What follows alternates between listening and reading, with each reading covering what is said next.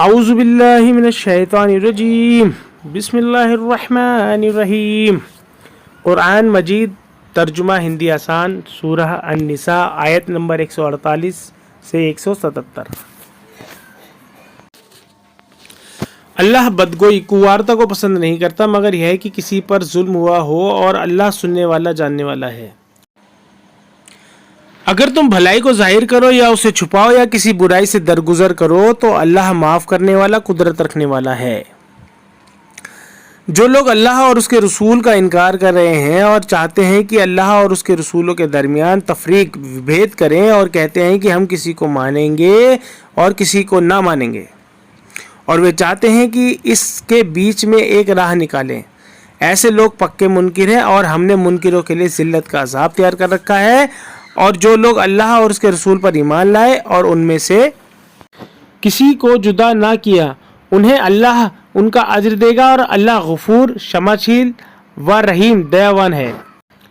اہل کتاب تم سے یہ مطالبہ مانگ کرتے ہیں کہ تم ان پر آسمان سے ایک کتاب اتار لاؤ،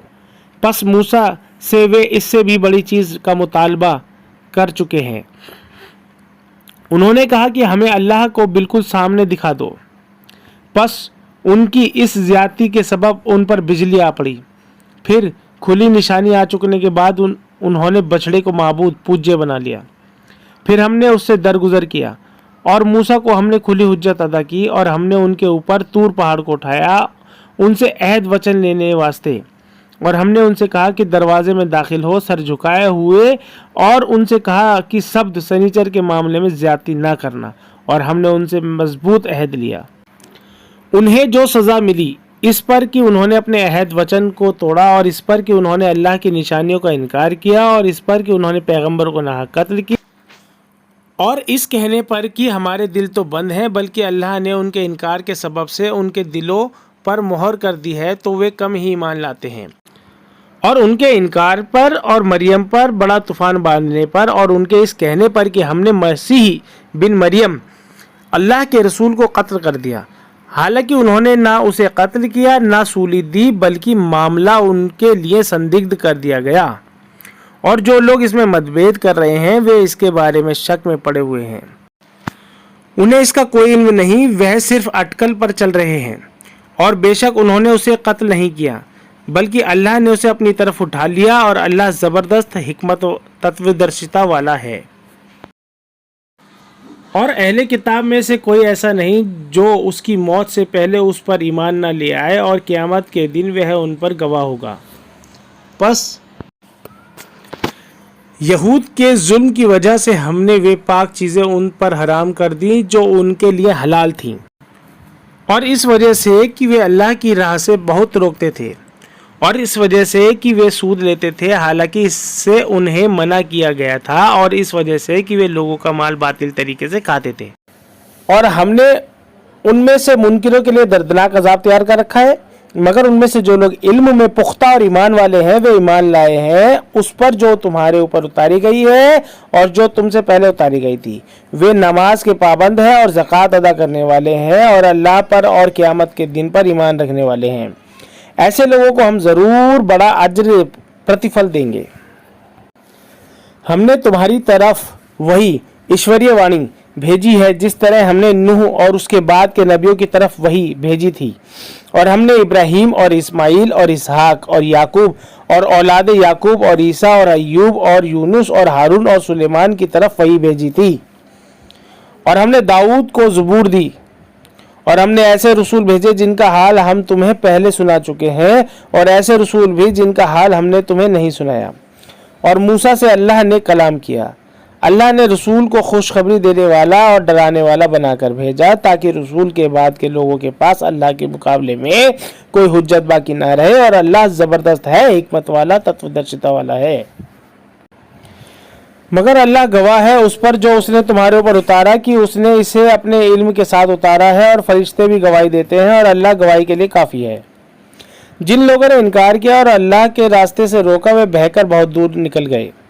جن لوگوں نے انکار کیا اور ظلم کیا انہیں اللہ ہرگز نہیں بخشے گا، نہ ہی انہیں جہنم کے سوا کوئی راستہ دکھائے گا جس میں وہ ہمیشہ رہیں گے، اور اللہ کے لیے آسان ہے۔ اے لوگو تمہارے پاس رسول آ چکا تمہارے رب کی ٹھیک بات لے کر، پس مان لو تاکہ تمہارا بھلا ہو، اور اگر نہ مانو گے تو اللہ کا ہے جو کچھ آسمانوں میں اور زمین میں ہے، اور اللہ جاننے والا، حکمت والا، تدبردرشیتا والا ہے۔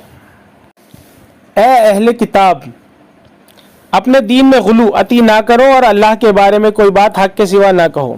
مسیح عیسیٰ ابن مریم تو بس اللہ کے ایک رسول اور اس کا ایک کلمہ ہے جسے اس نے مریم کی طرف بھیجا، اور اس کی جانب سے ایک روح ہے۔ بس اللہ اور اس کے رسول پر ایمان لاؤ اور نہ کہو کہ خدا تین ہے، باز آ جاؤ، یہی تمہارے حق میں بہتر ہے۔ معبود تو بس ایک اللہ ہی ہے، وہ پاک ہے کہ اس کے اولاد ہو، اسی کا ہے جو کچھ آسمان میں ہے اور جو کچھ زمین میں ہے، اور اللہ ہی کا کارساز ہونا کافی ہے۔ مسیحی کو ہرگز اللہ کا بندہ بننے سے سنکوچ نہ ہوگا اور نہ مقرب پرتشٹھت فرشتوں کو ہوگا، اور جو اللہ کی بندگی سے سنکوچ کرے گا